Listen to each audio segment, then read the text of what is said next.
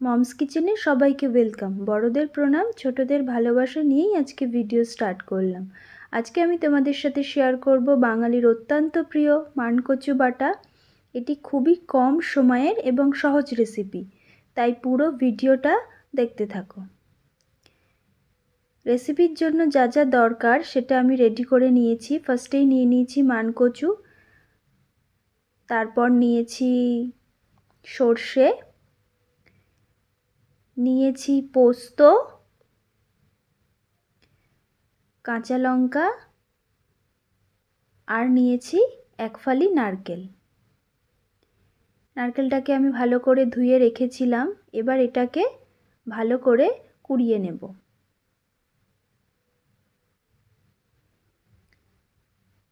নারকেলটা কুড়ানো হয়ে গিয়েছে। এবার একটা গ্রেটারের সাহায্যে মানকচুগুলো ভালো করে গ্রেট করে নেব। আমি মানকচু কেটে 3 টুকরো করে রেখেছিলাম। এবার এই গ্রেটারের সাহায্যে এটাকে ভালো করে গ্রেট করে নিয়েছি। এবার ভালো করে ধুয়ে নেব। এটাকে এরকম করে ভালো করে ধুয়ে নিতে হবে।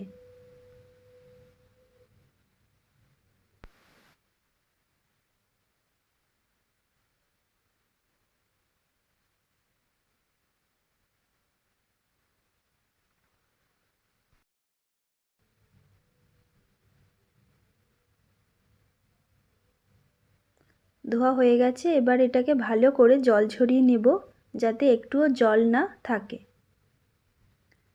এবার মানকচু বাটার জন্য আমি এখানে শিলনোড়া রেডি করে নিয়েছি। ফার্স্টেই নিয়ে নেব মানকচু। ভালো করে জল ঝরানোর পর অল্প পরিমাণ মানকচু শিলের উপর নিয়ে নিলাম।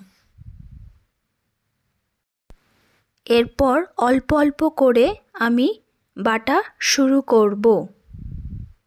ফার্স্টে কিছুটা বেটে নেওয়ার পর দিয়ে দিলাম কাঁচা লঙ্কা,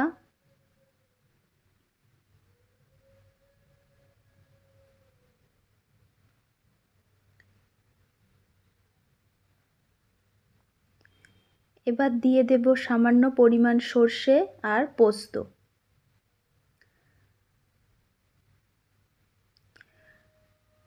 এবার দিয়ে দেব সামান্য পরিমাণ নারকেল। সব একটু একটু করে দিয়েই আমি বাটবো, সবটা একসাথেই। সবটাই দেব একটু একটু করে দিয়ে বাটবো এইভাবে।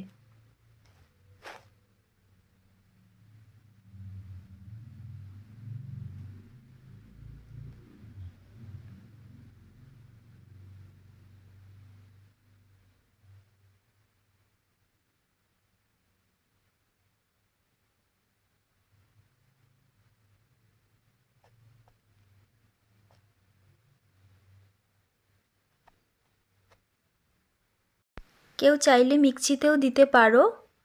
আমার কাছে শিলনোড়া ছিল, তাই আমি শিলনোড়াতেই বাটলাম। আর বাটলে এর টেস্টটাও খুব ভালো হয়। দিয়ে দিলাম 3-4টে কাঁচা লঙ্কা। আবারও এটাকে ভালো করে বেটে নেব সবটা একসাথে।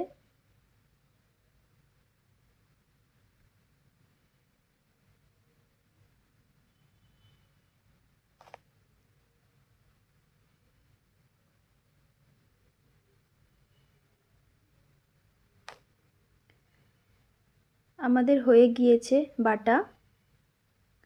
এবারে এইভাবে সবটা বেটে নেওয়ার পর একটা মিডিয়াম সাইজের বাটিতে নিয়ে নিলাম। দিয়ে দিলাম পরিমাণ মতো লবণ,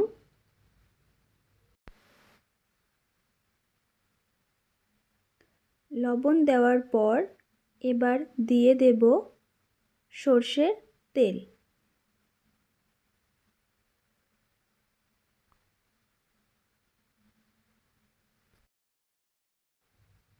তেলটা যেন বেশি না দেওয়া হয় সেটা লক্ষ্য রাখতে হবে। এবার এটাকে ভালো করে মেখে নেব।